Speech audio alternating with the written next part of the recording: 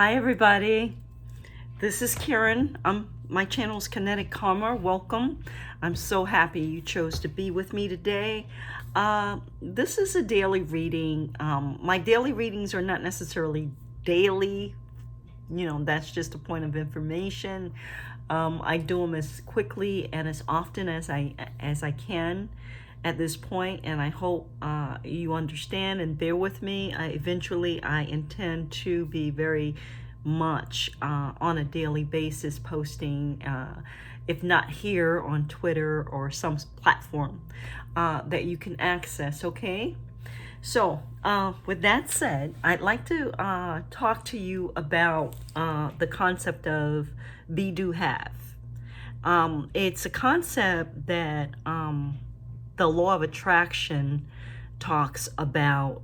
Esther and Jerry Hicks talk about, but they call it emotions, where and it is the same thing, but I'm just going to explain it in a little bit different terminology. Hopefully that will help you to hook into it if you haven't already. The concept of be, do, have is about manifestation and how to manifest what it is you want. And as you know, I talk a lot on this channel about manifestation. I'm heavy into it. I'm loving it. It's great. And the more you focus basically on what it is that you want to manifest, not like focus on manifesting it, but focus on the feeling of already having it, what it would be like in your experience to already have what it is you set your intentions upon. The more you focus on the beingness, the more powerful and quicker your manifestation will come into fruition. And the reason that is because it is a vibration, and like attracts like. So if you're in the experience of already visualizing and knowing and seeing yourself in the future like it's already happened, then you're drawing yourself much closer to it, okay, in a much more powerful way. So society, we're taught that we should have things first, like we should be rich, then we should do the things that rich people have, and then we should okay, have, do, be, do, have, do the things they do, and then be who they are. But how it really works, how manifestation really works, is exactly the opposite. It is you be who you want to manifest, then you do those things, and then you have them. So it's an actual reversal of what it is that the majority of us have been brainwashed to believe, which is not true. So the reading today is going to be, I'm going to do I think I'm just going to do one pile. I was thinking about doing 3, but I'm going to do 1. And the 1 is going to be about what is it that we're being. Actually, I'll do it in a 3-card layout. So we'll have 3 different ways of being represented. And then we'll work down in terms of during the reading to get more information. How's that? So I'm going to start with the angel cards.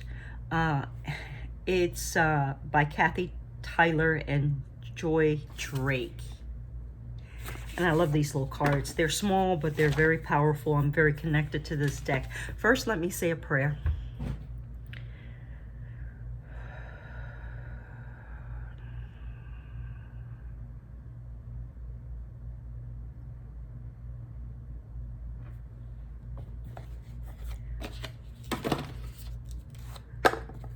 Okay, Spirit, please give me 3 cards in terms of who it is that we're being, what it is that we're being, who we get to be in order to manifest in a more powerful way.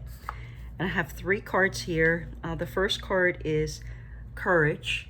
So one group of you are dealing with the idea and the visualization process of being courageous. Another group of you are dealing with adventure in terms of a way of being adventurous. And another group of you are dealing with awakening. Yay! Being awake, ascending the process, the awareness of awakening. So we have courageous, adventurer, and awakening.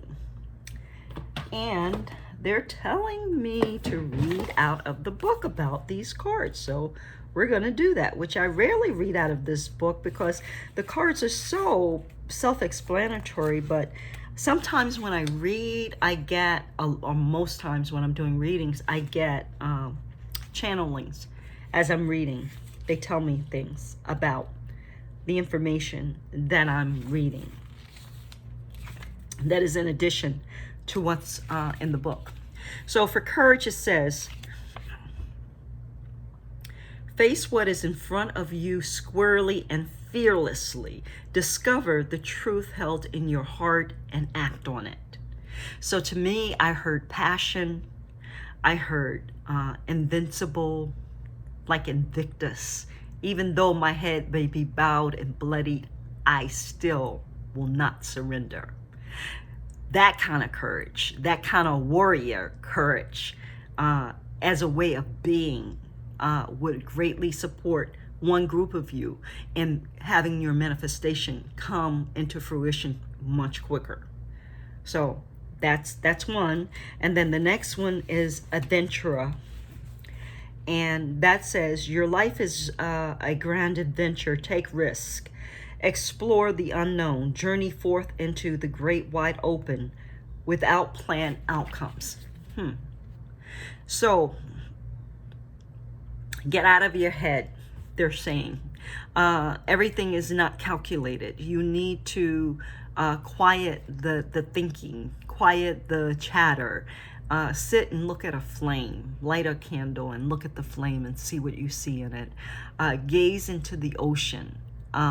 Do some like mind grazing on the clouds, or anything that will chill you out and slow down your mental process, because it's overactive. It's like runaway at this point for this group. And instead of thinking, you want to be more about doing in terms of being adventurous. So go places you've never gone, do things you've never done, meet people you never would come into contact with on a normal basis. Widen your experience. And don't have an expectation of what it's going to look like or where it's going to go. Just go and be about the adventure. The blessing and the joy is in the getting to your goal. It's not about the goal. It's not about the completion of the goal, but the pathway that you choose in order to create and achieve your goal is where the blessing is what they're saying for this group who could be more adventurous. Okay? And the last group we have is awakening, and they say, let the sun illuminate parts of you that are dormant, numb or forgotten. Rub the sleep from your eyes and welcome the new dawn, awakening. And when I was reading that, I heard genetic coding, that you're coming online. So be mindful of that. Be gentle about the process. They're gearing you up. They're downloading a lot of information and activating a lot of genetic coding within you that is going to cause you to come to a new level of consciousness. And with that, in this process, you may feel like a little, off. You may feel tired. You may want to do things differently. Like for me, I noticed that the slightest little thing I'm grateful for, where before I wasn't. I mean, it didn't take much. It could be this flower that that I recognize the beauty of it and how amazing it is that it took its time to be here with me, this ally, this live thing. I get into the gratitude of the smallest of smallest things, and it's constant. It's a constant stream of gratitude that I'm experiencing that is significantly different than where I was before. I never noticed these small things before. Now I do. So that's the kind of awakening, that's an example of awakening, where I was not recognizing before, but now I am. I don't know for you what it might be. It might be in the form of food and flavors, and you become much, much more sensitive and sensual. Your senses come online in a new way that never had before, and you're having new heights of pleasure that you never had before, they're telling me. So if any of you are out there and are experiencing something like this, or whatever comes to mind when I talk to you about this, that is the message for you, to be more about noticing what you're awakening to, and what beingness is being called forth in that awakening. For me, it's gratitude. That's one. Okay? So beingness is about things that you can't take a hold of. They're not physical, they're emotional. They call forth your passion. So when you talk about manifestation, you want to be about your emotions in a really, really powerful way, because your emotions allow you to know if you're on the right path or not. If you're experiencing positive emotions, if you're experiencing joy, if you're experiencing a surge of power, if you're experiencing happiness, then that lets you know that you are very close and in alignment with what it is that you're manifesting, that it is in alignment, that you're in alignment with the universe, you're in alignment with what you're bringing in. If you experience dysfunction, fear, anger, aggression, arguments, paranoia, then that is those are emotions that are letting you know that you're not aligned with what it is you say you want. And so it's not good or bad. It's just a indicator to you to let you know, hey, shift, stop the train, stop, and reprogram yourself. Shift, move to the next lane, shift like you shifted in your car gears, move from one speed to another in order to get you out and unstuck from that negativity, back on track to what it is that you say you want to have. And you'll know that you're there because people will be reacting to you differently. You'll have a more positive experience. Things will go much more easily. Ease is a process of manifestation. Strife and struggle is a process of not manifesting as quickly or fast or exactly what it is that you want. So these are the things that are there for you to pay attention to while you're in the process of your manifestation. So we know one group is going to be courageous and like a lion. We are in Leo season. Yay. Another one is going to be adventurous, and you're going to go out and you're going to seek, new experiences, new people, new. And the other group is going to be about noticing what's coming online, about awakening to the possibilities, which are infinite, in the most productive, joyful, gratifying way. Okay? So, Spirit, I'd like to get further clarification on each of these cards for these groups of people in terms of what it is. And I'm using the Sun and the Moon Tarot by Vanessa DeCourt. I like to get gratification. Yes, I like more gratification, please. So a lot of this is about mind talk, they're saying. This is a mental universe. What we visualize in our minds, what we create, what we write, what we talk about, what we envision, all of that plays into what it is that's showing up in our world. If we allow what's going on in the world, in the external world, to come in between of you and your divine birthright, then what's going to happen is it will. And you won't have exactly what you want. But if you know and you understand that it all starts in here, and there is nobody else that matters, there is nothing else out there, because everything that you experience in this life is experienced through your mind. And so if it's your mind, who's creating it? You or someone else? Are you allowing the news to infiltrate your mind, your well-being, your vision, your vibration, and bring it down? Are you putting stuff into your mind that's going to feed what it is you want, you and yours?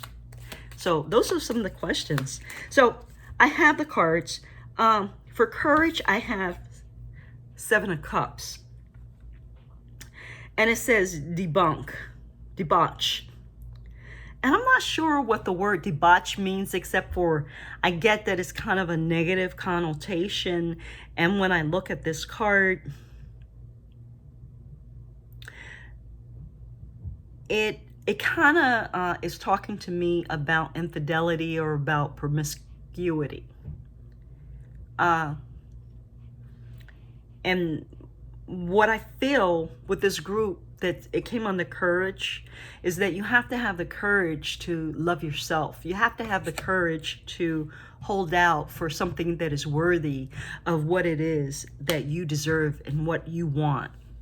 But you have to know what that is. If all you've ever known was a bunch of bullshit when it came to relationships and people who are lying and cheating and stealing, and unworthy of your beautiful divine self, if that's all you've ever known, then it's kind of hard, and it's going to take a lot of courage to hold out and to manifest and to believe that you deserve and that you can have exactly the kind of relationship that you're worthy of. So have the courage to write it out. Be very specific about, what you do want and what you don't want. The more you know what you don't want, the more you know what you want. Focus on what you want. Have the courage to demand only the best, because that is who you are and what you deserve. Know that in and out of your pores. Sweat it. Eat it. Live it in every way you can. And you will have an unimagined relationship that is the dream of your life in this lifetime. So that's for the courage. For the adventurer, I have the 7 of Swords, which is for futility. And what I'm seeing here is that this person has started, they started several projects representing the swords they thought, but mainly this is about the mental defeating you before you even get started, because, either you're having such negative thoughts and allowing them to permeate over the positive ones that you don't have success. And so what's needed is that you understand that it's about the mental, and you can change the mental as many times as you need to until you have exactly what it is you want. You may not get it immediately, but you keep getting close and closer and closer, they're saying. The more you fail, the closer you get. The more you fail, the closer you get. So take those failures, that futility, what feels like futility, and turn it into an adventure. Just know that this is spurring you in the right direction, because the more frogs you kiss, eventually you're going to come to that prince. That's what they said, okay? So I don't know if this is about love in relationships, and how you're thinking about love in your mind because you had a really bad run of personal relationships, and you just don't see that or believe that you can achieve a beautiful relationship. Or it could be about work, or it could be about projects and business. It could be about anything, but I'm feeling relationship. So, be adventurous.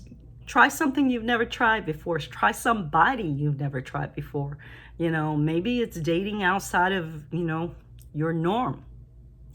And putting yourself in environments that you would not normally be in. Now, of course, they're saying, keep your head, stay grounded, protect yourself, and don't put yourself in any risky situations, but be adventurous. Whatever that looks like, pray on it, ask for protection as you go on your adventure, and you will find what it is, the success that you're looking for. You will find it. That's what they're saying. So God bless and good luck. And the last one is awakening, and with that one, we have justice. And these are the scales. When I heard scales of Ma'at, scales of truth, scales of weighing the heart with the feather, which means, your actions, because you're becoming online on a higher consciousness, your actions are going to be so on. They're going to be so on point. And they're saying that there's a great amount of wealth associated with this awakening. Wealth in terms of information, in terms of experience, wealth in terms of money, wealth in terms of prosperity and health, just wealth of all types associated with this awakening. And it's a very auspicious card. Justice. So it leads me to believe that in this card, you see somebody in bed. Okay? So it leads me to believe that you were asleep and you were taken advantage of greatly. And because you were taken advantage of, all of that's going to be repaid to you 10 times. It's going to come back to you in spades. You're going to be paid. Don't worry. Just know in your being, in every fiber of your being, that you deserve this, and stay grounded. Stay grounded, because it's gonna be mind-blowing. Okay, so now I want to do the angel cards. I always like to do the angel cards as part of the reading to end it. And let's see, we're using Messages from Your Angels by Daring Virtue, PhD. Please, Spirit, give me cards for each of these groups. Okay, so I have Shanti. I am the angel of peace. I bring you new tranquility and a smoother road ahead. And then I say, we're in the Leo season, and this is the lion. You see the lion? See the lions there? See the courage? The lion? Yes. There's no coincidences, dudes. Okay. So, there's peace. With courage, there's peace. Know that Spirit's got your back. And you get to take on this spirit of the lion, this courageousness, and be that, in spite of whatever the lie is that they're trying to have you believe. It's not true. You rule. Okay, that's what they said. And then for adventure, we have Grace and Grace and Antoinette. And this says, to help heal this situation, see the other person's point of view with compassion. And that's the part with where you have the defeat and where you're going on the adventure. So remember I said it was like about relationship and so forth and so on. And maybe there were a lot of relationships that you had bad run with, you know, people who were inauthentic, people who really had not been developed to the point where they could really honor and cherish you. But I need to let you know what they're saying is you meet people where you are. So all of those swords, all of those failures, all of those fertilities had to happen because you were vibrating at that level too. And they had to happen in order for you to heal each and every one of those swords. Now, the number that's coming after 7 is 8. And that's a number of balance. It's a number of infinity. It's a number of, it's an auspicious number. So just know that everything had to happen in this order in order for you to get your desired outcome. You came here to have these experiences, to heal these things in your family, in your life, so that generations to come wouldn't have to deal with this. So that you could break the chain, they're saying, and understand that we're all doing the best we can here on this planet. So accept and see these as blessings, and learn the lessons and move on. And understand that, you know, people only do as good as they can. And if they could do better, that they would. And they're always a reflection of ourselves. There's always whoever is in our life. Again, mental. Whoever is in our life is only a reflection of who we are and what we need at that time. Now is a time for you to put those swords to bed, to put those lessons to rest, and to move on and have a new adventure that's going to eventually lead you to the path of awakening, which is where the next card is. And that card says, Isaiah, it's a good time to give birth to new ideas and situations in your life. I am watching over you, guiding you, and protecting you during these changes. So in your awakening, you're going to have new inclinations, new intuitions, new ideas that it's a good time to start implementing. For me, I started doing a lot of work with plants, with the plant allies. I see plants as allies, and they're working with me, and they're talking to me, and they're teaching me, and I'm learning how to manifest with them, how to partner with them, how to appreciate them more.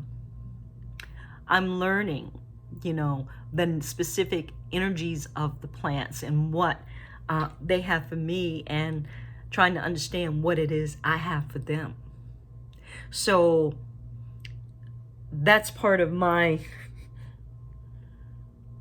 giving birth to something new, you know.